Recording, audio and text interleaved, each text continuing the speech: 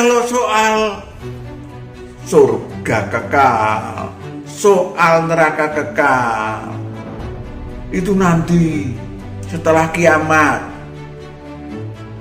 Yang paling penting itu kalau saudara meninggal besok, lusa, tahun depan, 50 tahun lagi, saudara sudah mempersiapkan. Karena kalau meninggal begitu gal ning, ya itu rohnya masuk ke alam maut atau di Firda surga tingkat 3. Cuman ada 2. Gembala dengan roh kita, nanti Tuhan akan memberikan kebenaran cara perdamaian. Nama rapat Allah yang adalah saudaraku yang terkasih, kita berjumpa lagi untuk membahas kebenaran ilahi firman Tuhan. Siapa yang akan mengambil nyawamu? Iblis atau Tuhan? Wow, mengerikan. Saudaraku yang kekasih, kita akan menyaksikan satu lagu pujian sebelum kita melanjutkan pembahasan yang sangat-sangat penting ini.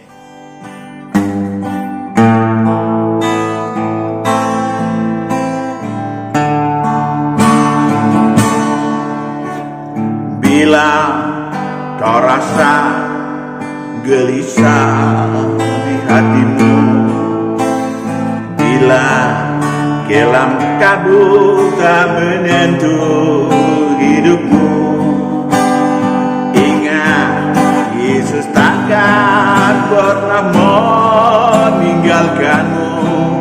Yesus selalu pedulikan kamu.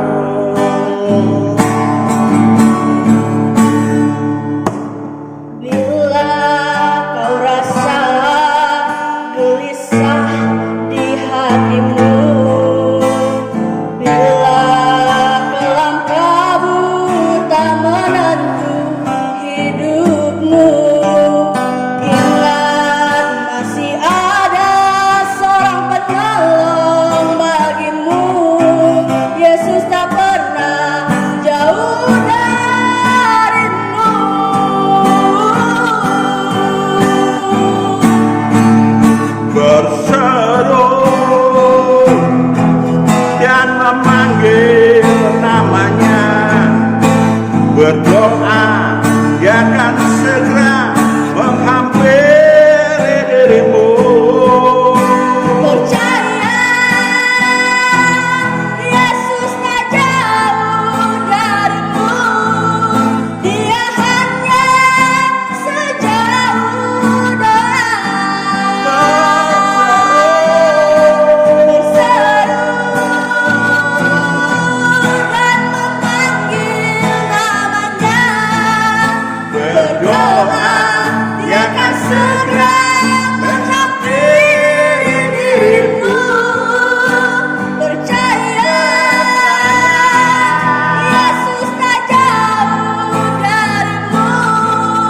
Dia hanya sejauh doa. Dia hanya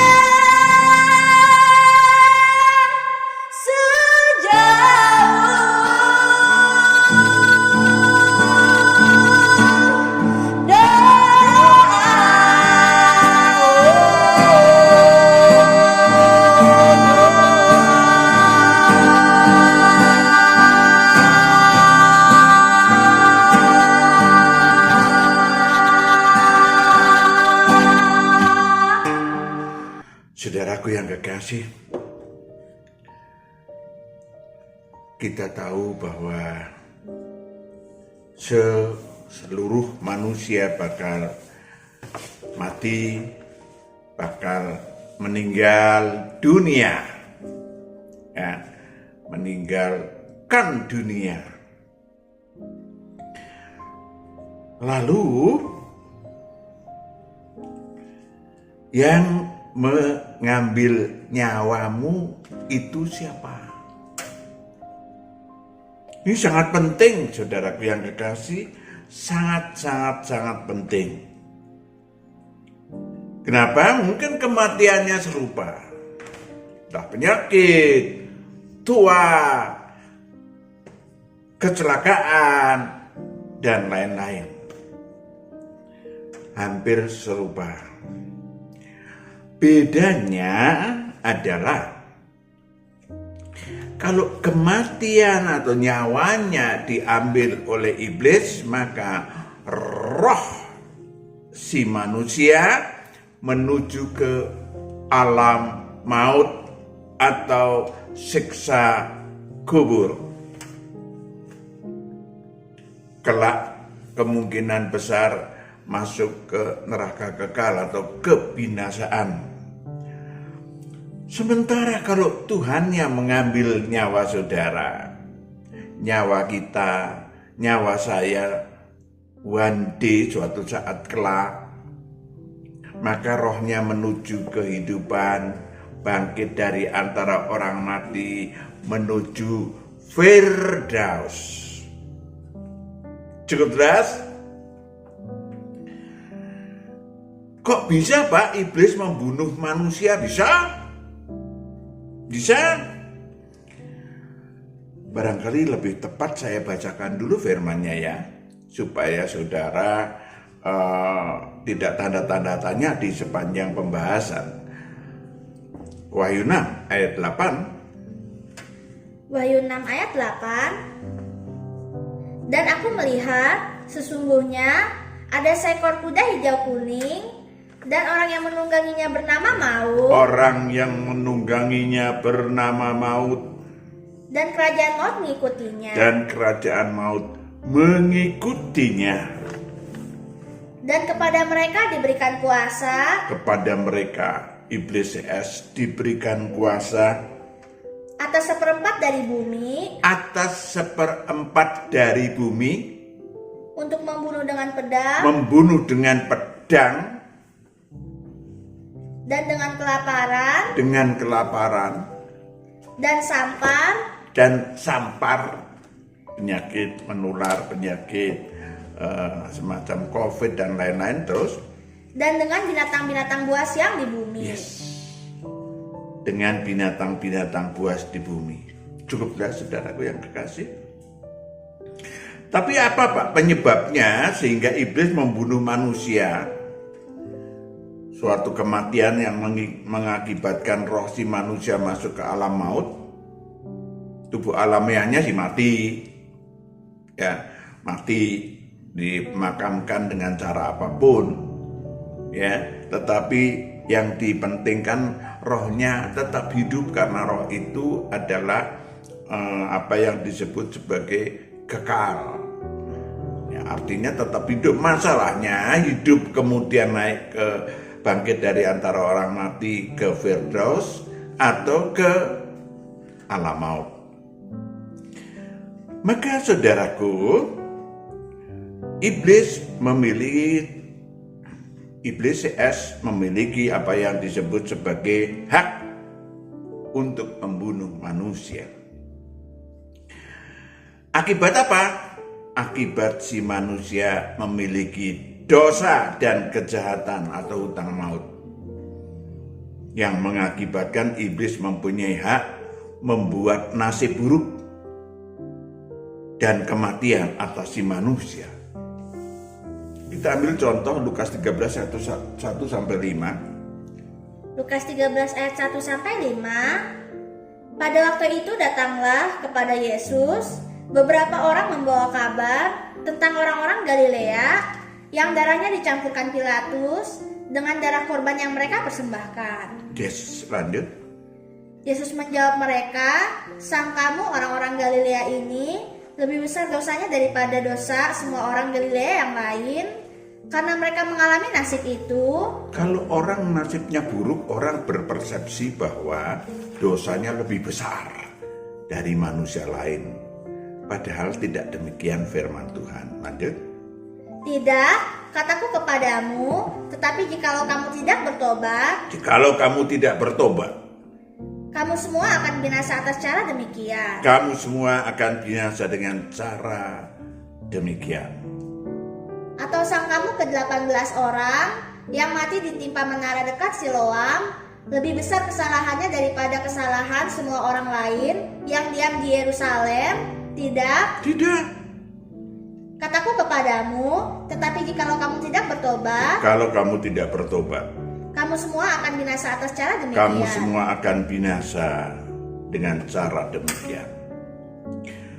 Saudaraku yang kekasih, berdasarkan hukum dosa dan hukum maut, maka iblis berhak mencabut nyawa si manusia yang berdosa dan apalagi berhutang maut. Yang kedua adalah masuk kerajaan dunia.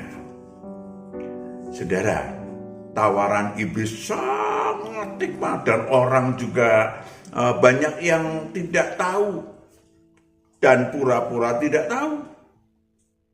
Lukas 4 ayat 5 sampai 7 kita membahas dan membaca firman supaya ada referensi ilahinya.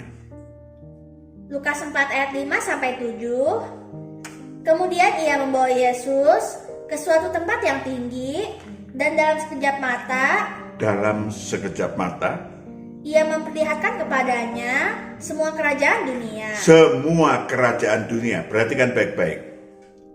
Kata iblis kepadanya, segala kuasa itu serta kemuliaannya Segala kuasa itu kerajaan dunia serta kemuliaannya kerajaan dunia akan kuberikan kepadamu, akan kuberikan kepadamu, sebab semuanya itu telah diserahkan kepadaku, dan aku memberikannya kepada siapa saja yang kukehendaki. Yes, siapa saja yang iblis kehendaki. Syaratnya, Jadi jikalau engkau menyembah iblis, menyembah aku, seluruhnya itu akan menjadi milikmu. seluruhnya itu akan menjadi milikmu.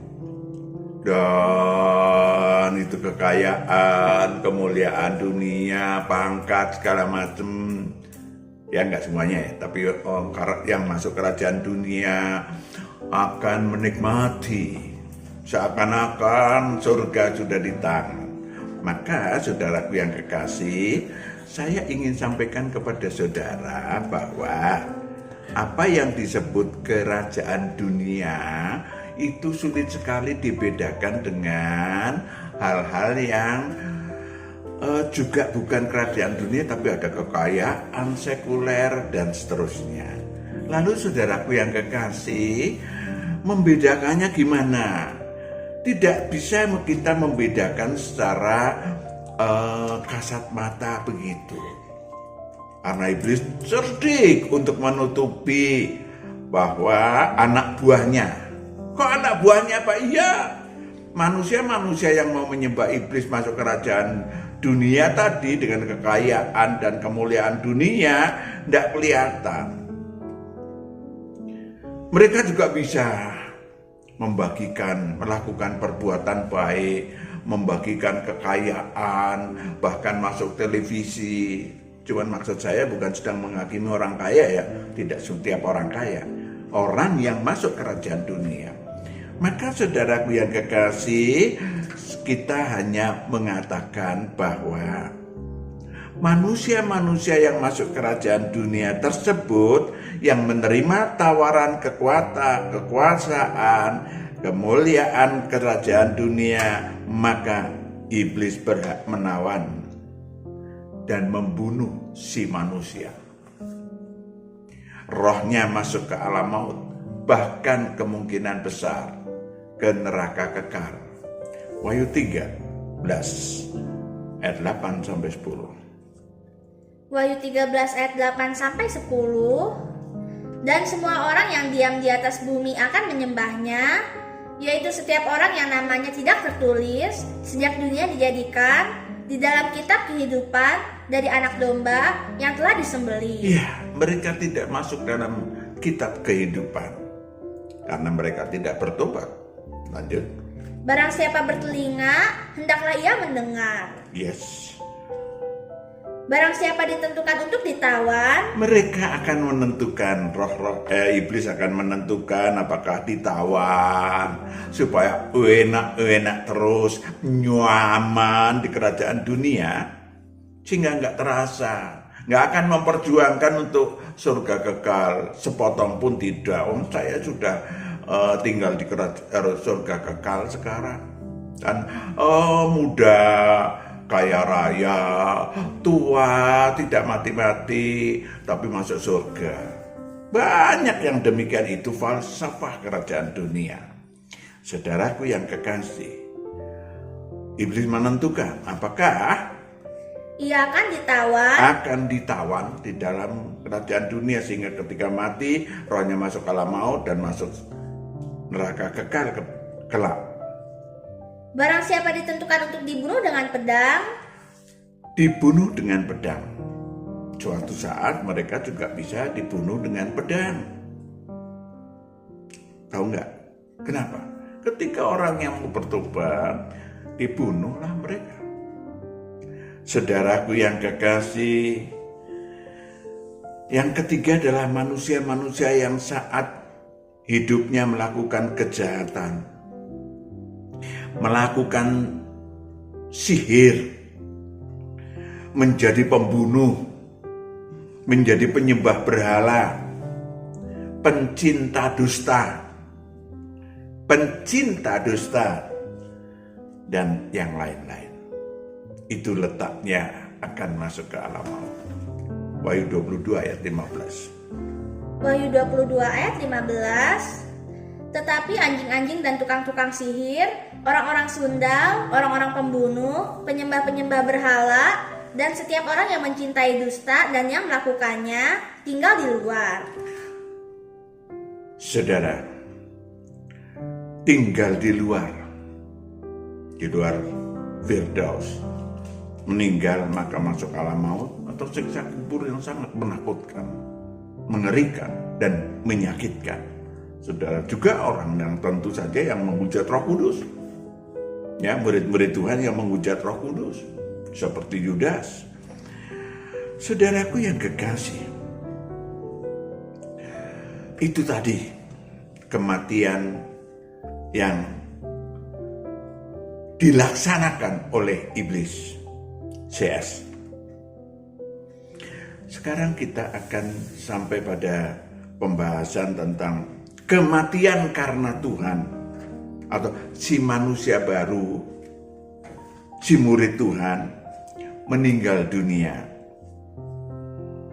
Rohnya memang ikut kebangkitan pertama dan masuk Firdaus. Yes, itu bedanya kalau kematian karena Tuhan. Saudaraku yang kekasih, orang banyak mengatakan bahwa kalau meninggal ada di sisi Bapa, sebelah kanan Bapa, monggo-monggo saja.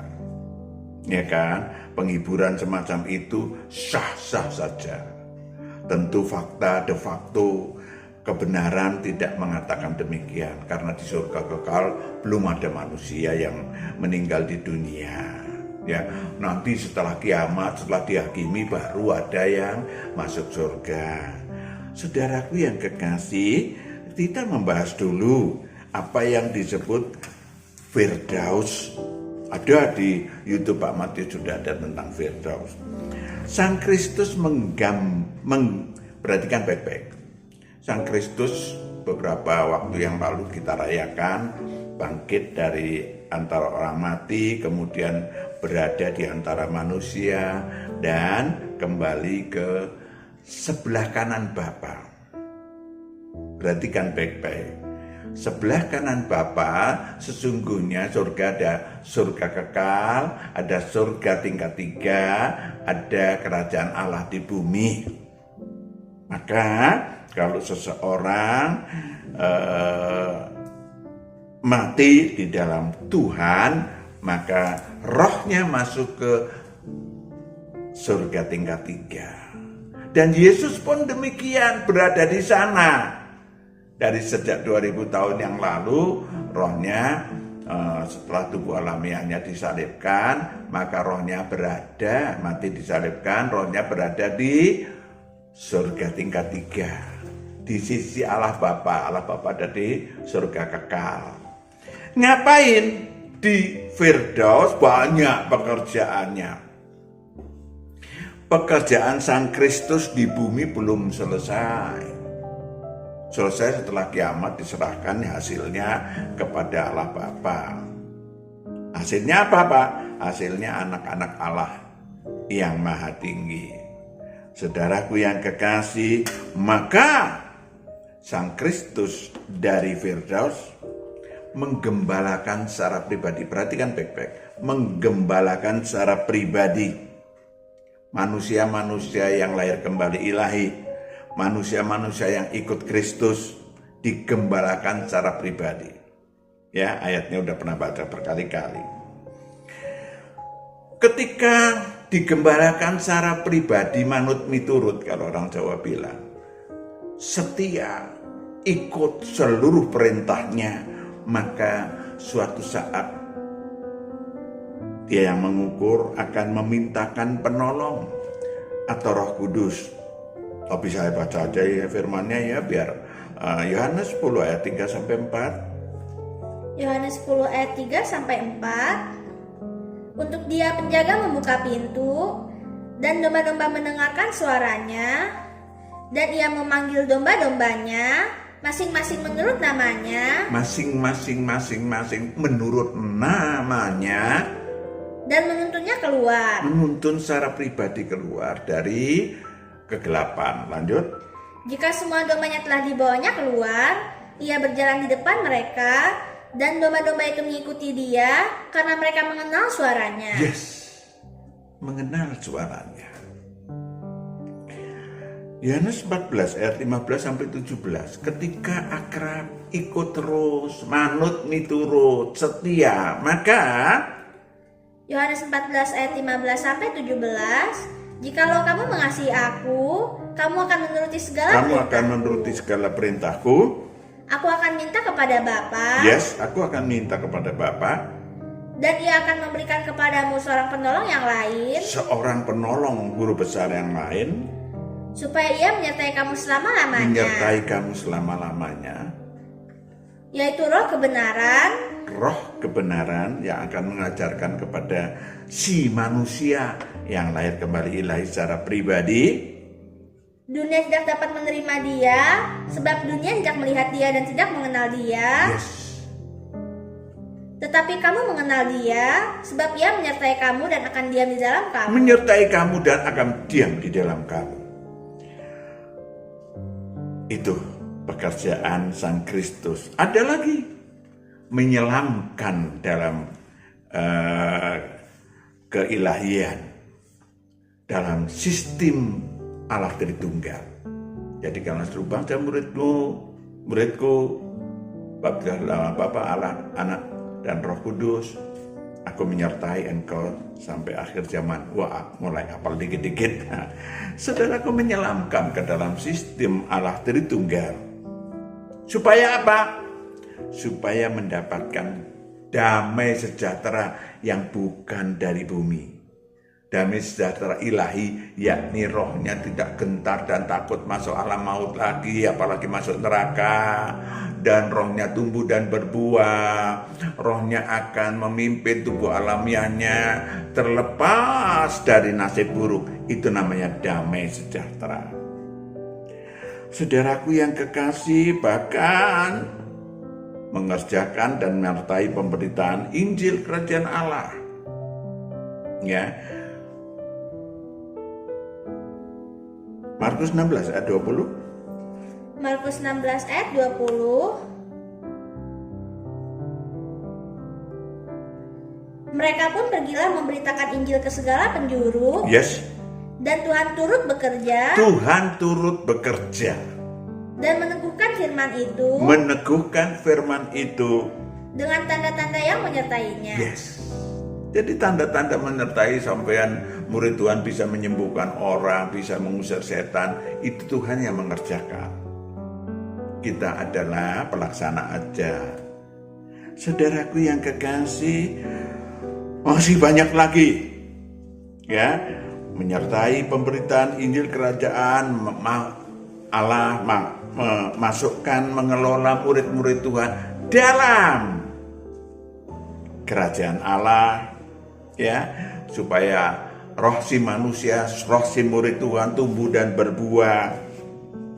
Ya, saudaraku yang kekasih, tentu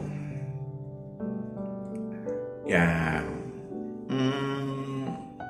coba dari yuk. Yohanes 15 ayat 1 sampai 2. Yohanes 15 ayat 1 sampai 2. Akulah pokok anggur yang benar, dan Bapakulah pengusahanya. Setiap ranting padaku yang tidak berbuah, dipotongnya. Dipotongnya kalau nggak berbuah. Lanjut. Dan setiap ranting yang berbuah, dibersihkannya.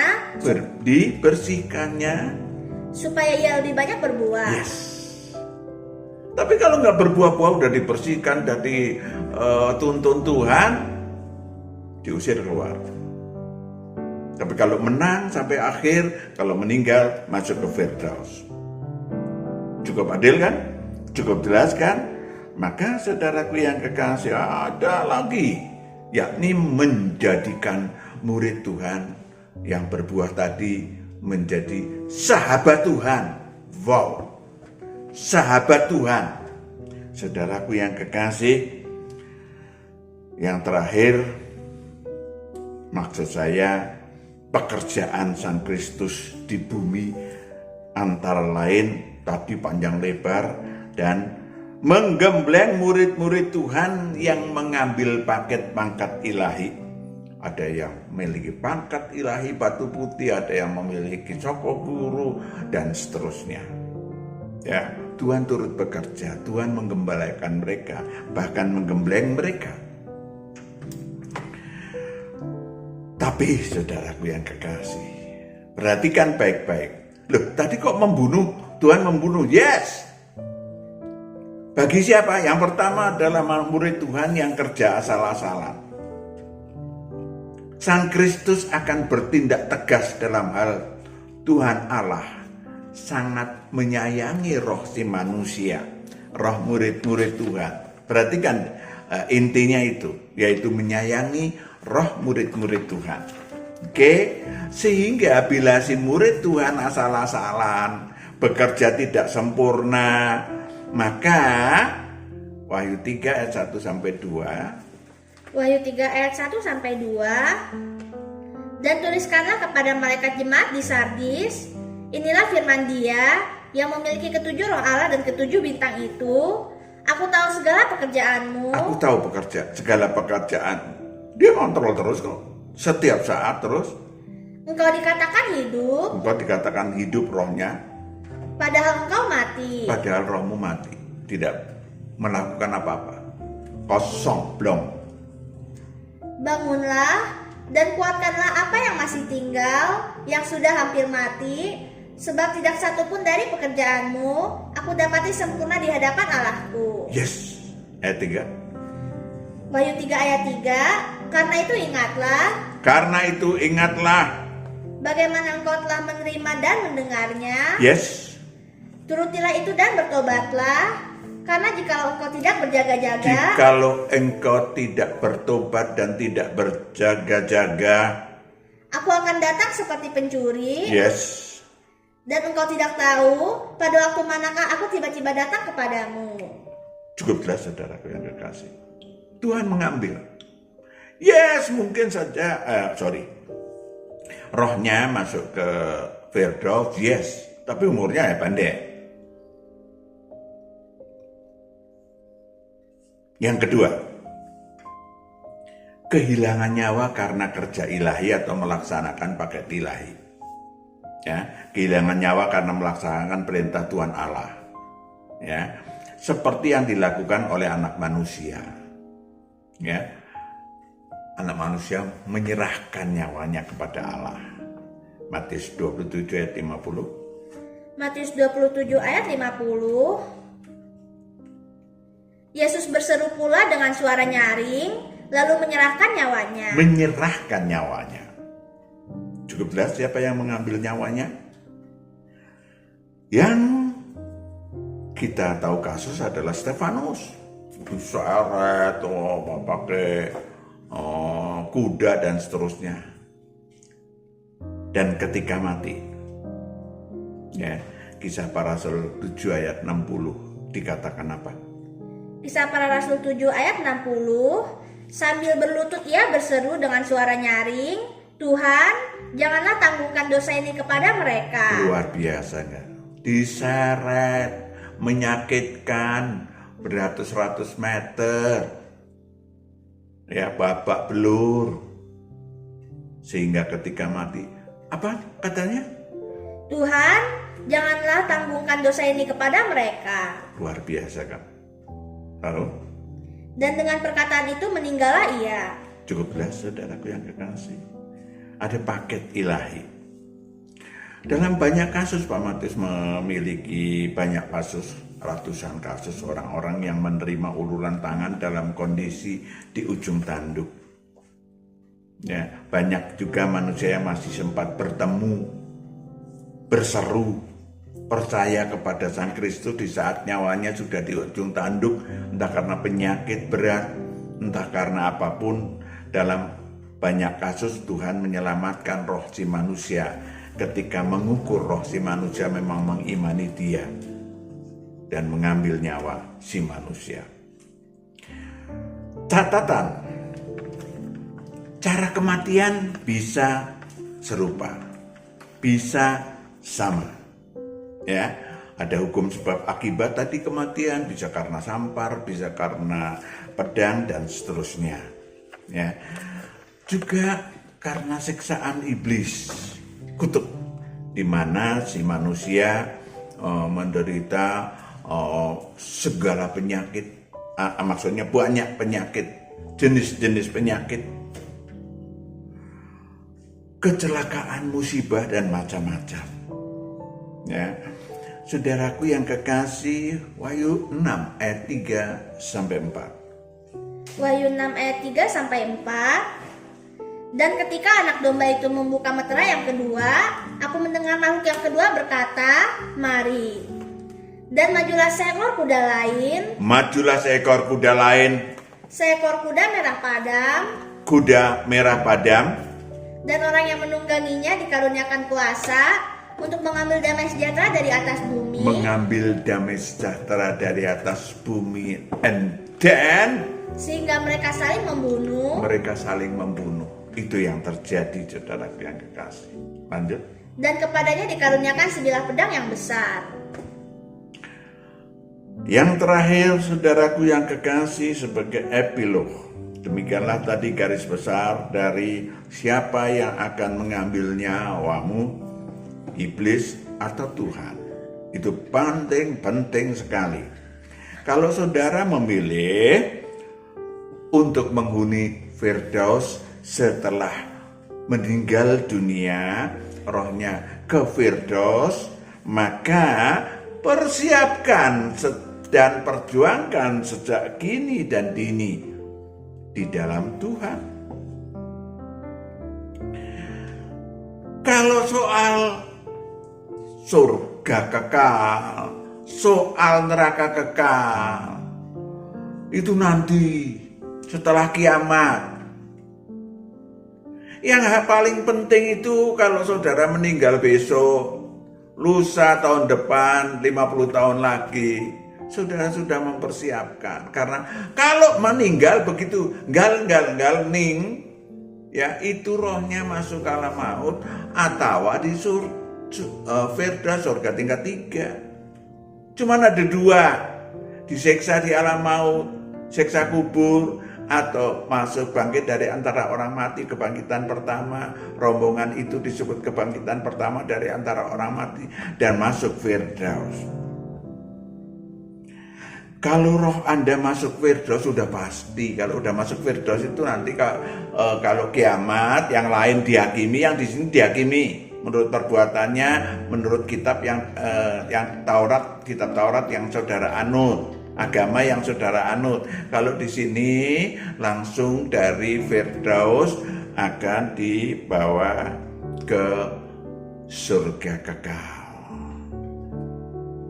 Saya sampaikan dulu sebelum ditutup Wahyu 20 ayat 6. Wahyu 20 ayat 6. Berbahagia dan kuduslah ia Yang mendapat bagian dalam kebangkitan pertama itu, Yang mendapat bagian dalam kebangkitan pertama itu masuk Firdaus, kematian yang kedua tidak berkuasa lagi atas mereka, tidak akan pernah masuk ke neraka kekal.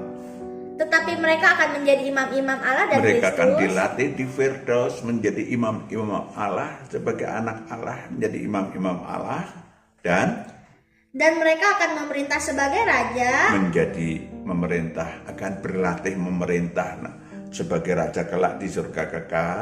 Di Firdaus dilatih menjadi imam-imam Allah yang maha tinggi dan raja-raja ilahi, seperti profesi yang akan diterima kelak sesuai dengan buah ilahinya. Amin. Siap.